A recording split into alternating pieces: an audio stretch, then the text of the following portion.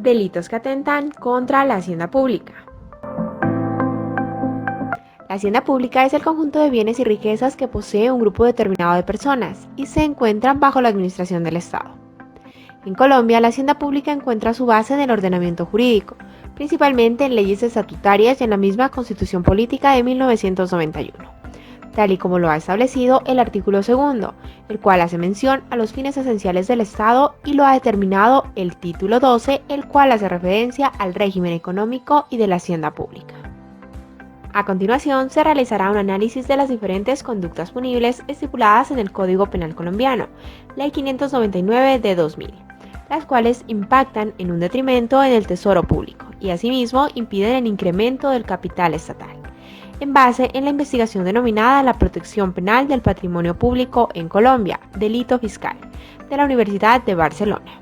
Haremos mención a 3 delitos que afectan la hacienda pública, establecidos en la subsección 4, entre los cuales encontramos: omisión de agente retenedor, destino de recursos del tesoro para un estímulo o beneficio de explotadores y comerciantes de metales preciosos, y finalmente el fraude de subversión. Artículo 402. Omisión del agente retenedor o recaudador. Históricamente, este delito se remonta a la Ley 38 de 1969, la cual fue creada con el fin de regular todo lo relacionado con respecto a la retención de la fuente y sobre el anticipo del impuesto de la renta. Asimismo, señaló algunas sanciones incluyendo a este tipo penal, que para el momento, como ya se dijo, fue una sanción. Posteriormente, se incorpora dentro del artículo 655 del Estatuto Tributario de 1989. Sin embargo, el Decreto Ley 100 de 1980, el cual era el Código Penal de esa época, no incorporó esta conducta dentro de su catálogo de delitos.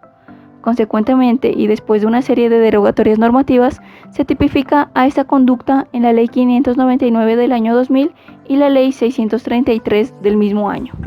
Concretamente, el inciso primero del artículo 402 de la Ley 599 del 2000 señala que el agente retenedor o autorretenedor que no consigne las sumas retenidas o autorretenidas por concepto de retención en la fuente dentro de los 2 meses siguientes a la fecha fijada por el Gobierno Nacional para la presentación y pago de la respectiva declaración de retención en la fuente, o quien encargado de recaudar tasas o contribuciones públicas no las consigne dentro del término legal, podrá incurrir tanto en prisión como en multa.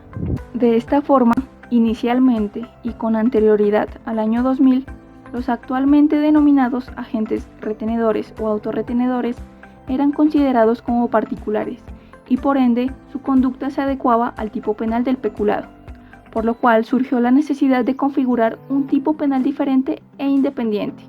De esta forma, se estipuló que la conducta de estos agentes debía de configurarse dentro de los parámetros de un servidor público sin que sea necesario remitirse al tipo penal de peculado.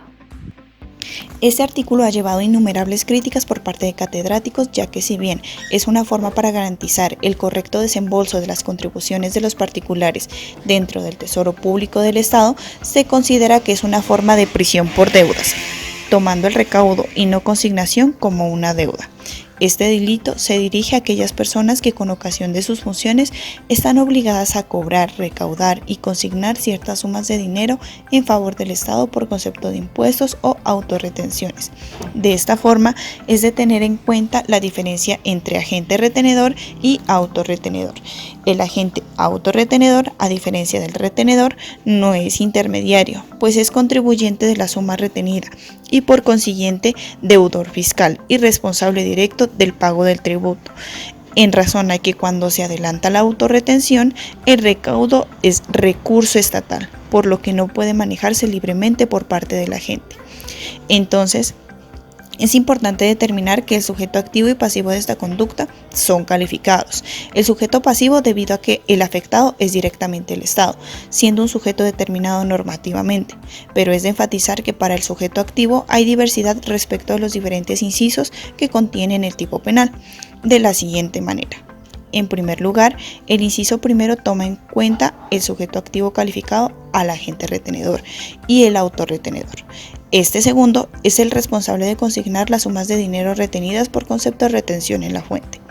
El inciso segundo toma en cuenta a aquel responsable del impuesto sobre las ventas IVA o del impuesto nacional de consumo.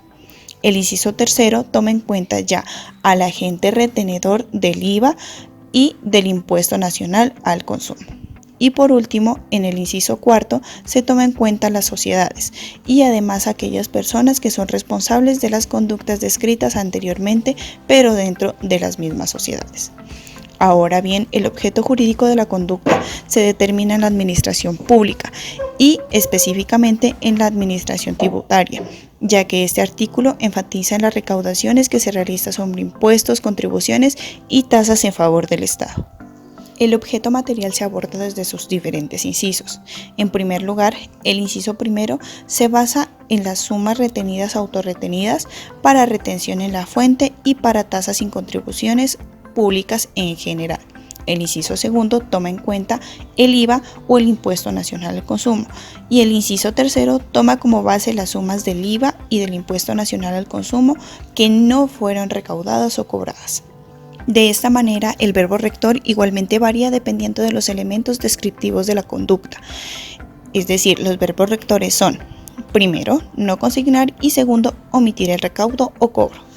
Por lo anterior, es necesario hacer un análisis más a fondo de la conducta punible de omisión del agente retenedor o recaudador. Por ende, en el tipo objetivo se estipula que el sujeto activo es calificado. El sujeto pasivo es el Estado. La conducta, en primer momento, el verbo determinador es simple. Puede ser no consignar u omitir recaudo o cobranza. Los elementos descriptivos se establecen 2 meses siguientes a la fecha fijada por el Gobierno Nacional para la presentación y pago de la respectiva declaración de retención en la fuente o IVA. El objeto jurídico es la administración tributaria. El objeto material real son las sumas retenidas o autorretenidas por concepto de retención en la fuente, tasas o contribuciones públicos. En segundo lugar, son las sumas recaudadas por concepto de IVA o de impuesto nacional al consumo. Y en tercer momento, son las sumas correspondientes al impuesto nacional al consumo y al IVA no recaudadas o cobradas. Conforme a la tentativa, se determina que este tipo penal no admite tentativa. Con respecto a la coparticipación, admite determinación y complicidad. Permitirá coautoría siempre y cuando los agentes tengan la condición intraneus simultáneamente. Por otra parte, con respecto al tipo subjetivo, la modalidad dogmática, se determina que este tipo penal es normativamente doloso. El complemento subjetivo tiene un fin indeterminado.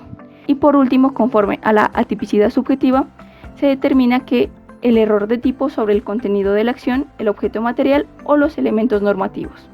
Por último, con respecto a la clasificación, se determina que este tipo penal es de mera conducta, de conducta instantánea, es monoofensivo y se debe de determinar por omisión propia.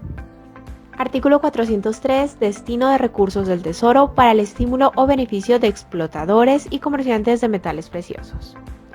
Este artículo nos habla del servidor público que destina recursos del Tesoro con el objetivo de beneficiar directamente o por interpuesta persona a explotadores y comerciantes de metales preciosos, buscando que declaren sobre el origen o procedencia del mineral precioso. La pena a imponer será de prisión de 32 a 90 meses y una multa de 133.33 a 750 salarios mínimos legales mensuales vigentes, y la inhabilitación para el ejercicio de derechos y funciones públicas por 80 meses. En la misma pena incurrirá el que reciba con el mismo propósito los recursos del Tesoro o quien declare producción de metales preciosos a favor de municipios distintos al productor. Actualmente, esta conducta es considerada como un delito contra la administración pública. Se presenta en 2 aspectos importantes. El primero, la destinación de recursos del erario público, y el segundo, realizarlo para beneficio de explotadores y comerciantes de metales preciosos.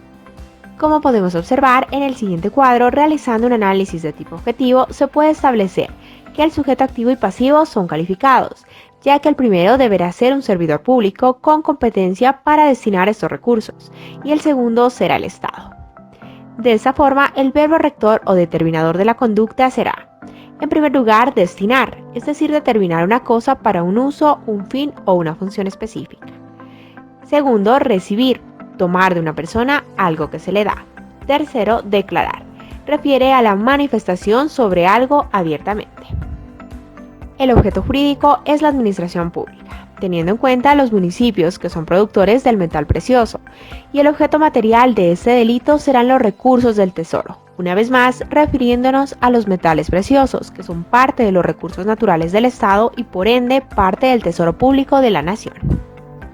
Los elementos descriptivos de la conducta están dirigidos especialmente a que con el accionar del servidor público se intenta que comerciantes y explotadores de metales preciosos hagan una declaración sobre el origen de los mismos y además de su procedencia. Finalmente, podemos establecer que estamos frente a un delito de lesión, igualmente de resultado, debido a que para que se configure se necesita una vulneración material del bien jurídico. Además, es de conducta instantánea. El delito se agota en un solo acto. Se clasifica como monoofensivo. Esto quiere decir que protege a un bien jurídico. Este delito no admite tentativa. Y con respecto a la coparticipación, admite determinación y complicidad. En cuanto al análisis subjetivo, encontramos una modalidad normativamente dolosa. Referente al complemento subjetivo, la forma básica exige para su configuración que el agente actúe con el objeto de beneficiar a sujetos con calidad jurídica descrita. En cuanto a la tipicidad subjetiva, puede presentarse en casos de error de tipo y ausencia de dolo. Artículo 403A. Fraude de subvenciones. Con el fortalecimiento del intervencionismo del Estado, comenzó a abrirse paso la posibilidad de que dineros oficiales fueran entregados a particulares para el desarrollo de actividades en cuyo fomento se tenía especial interés. A cambio de recibir esa ayuda económica no remunerable, los beneficiados se comprometían a destinar los recursos a las actividades para las que les habían sido entregados. Así nacieron las denominadas subvenciones, que con el tiempo han ido adquiriendo diversas modalidades y particularidades. Se comenzó a evidenciar comportamientos de personas que a través de engaños obtenían recursos estatales que por su condición económica no requerían, de quienes simulaban el cumplimiento de las condiciones exigidas para recibir esas ayudas oficiales, de algunos que fingían cumplir con las condiciones que adquirían al recibir esos dineros y de otros que se ponían de acuerdo con funcionarios públicos para que una adecuada redacción de las normas les facilitara cumplir los requisitos para ser beneficiarios de esos auxilios. Se origina en Colombia por la problemática del programa Agroingreso Seguro, que benefició a familias adineradas del país, las cuales no reunían cabalmente los requisitos para ser acreedores de tales subsidios, y fue encabezado por Andrés Felipe Arias, exministro de Agricultura y Desarrollo. En este caso, un servidor público favoreció a personas allegadas a la administración que no cumplieron con todos los requisitos que se determinaron legalmente para ser acreedores de ayudas estatales. De esta forma, los sujetos activo y pasivo se diferencian, ya que el sujeto activo de la conducta es una persona indeterminada y singular, determinado de esta forma por las siglas el que, es quien recibe el subsidio, y el sujeto pasivo calificado es el Estado en su condición de director y guardián de la economía. Ahora bien, el verbo rector que tiene esta conducta es único, obtener, entendido como la firme posesión o conservación de algo. Hablamos entonces de un delito de resultado. Se consuma con la transferencia de recursos públicos a título de ayuda o subsidio. Los elementos descriptivos de la conducta son: primero, mediante engaño sobre las condiciones requeridas para su concesión. Segundo, callando total o parcialmente la verdad. El objeto o bien jurídico es la administración pública. El objeto material es la subvención o ayuda que se recibe proveniente del Estado, recursos fiscales que se ven disminuidos. En el cuadro en pantalla podemos encontrar los elementos que conforman el tipo objetivo del fraude de subvenciones. En primer lugar, hablamos de un sujeto activo indeterminado singular, lo cual quiere decir que no requiere ninguna característica o calificación. Como sujeto pasivo encontramos al Estado. La conducta se compone de un verbo determinador simple, el cual es obtener, entendido como el alcanzar, conseguir o lograr una cosa que se solicita o pretende, que en este caso es la subvención. Los elementos descriptivos dicen que tiene que ser mediante engaño sobre las condiciones requeridas para la concesión del objeto material o callando total o parcialmente la verdad respecto de lo anterior, lo cual alude a alterar mediante engaño los requisitos normativamente establecidos para alcanzar el beneficio. El objeto jurídico es la administración. El objeto material real es la subvención, ayuda o subsidio proveniente de los recursos estatales. Admite tentativa, puesto que sanciona aquellas conductas previas a la obtención improcedente de la prestación estatal, pero posteriores a la realización de la maniobra engañosa destinada a que la administración efectúe una concesión de la misma. En cuanto a la coparticipación, admite coautoría, determinación y complicidad. Además, se clasifica como un delito de resultado, puesto que exige la producción de un efectivo perjuicio patrimonial, de ejecución instantánea, puesto que necesita que se produzca el tránsito dinerario desde el erario público hasta el ciudadano beneficiado indebidamente, y es pluriofensivo, además de lesionar el patrimonio público, afecta la consecución de la finalidad del programa de subsidios y el orden económico. También observamos los elementos del tipo subjetivo, el cual en modalidad dogmática dice que es normativa y materialmente doloso, ya que el sujeto activo tiene conciencia y voluntad de realizar maniobras que aseguren la obtención fraudulenta y no hay una cláusula expresa que permita el castigo a título de imprudencia. En el complemento subjetivo encontramos que tiene un fin sin determinar, por lo tanto, hay sanción sin importar el propósito al que se destina el subsidio obtenido. Por último, en la tipicidad subjetiva, el error de tipo sobre el contenido de la acción, el objeto material o los elementos normativos. Por ejemplo, unos supuestos en los que el solicitante de la ayuda realiza una consulta a la administración previamente y ésta le aconseja una conducta que resulta ser típica. En conclusión, el legislador ha tipificado las anteriores conductas punibles con la principal finalidad de proteger el tesoro público. Por ello, el común denominador para este tipo de delitos es que el sujeto pasivo es el Estado y por lo tanto la población colombiana en general, independientemente de que este tipo de conductas están reguladas dentro del ordenamiento jurídico penal, no se ha vislumbrado un impacto positivo a la hacienda pública, siendo los principales responsables de este detrimento los propios servidores públicos, principalmente aquellos que conforman el gobierno nacional, demostrando que estas conductas son facilitadas por la corrupción presente en los entes estatales.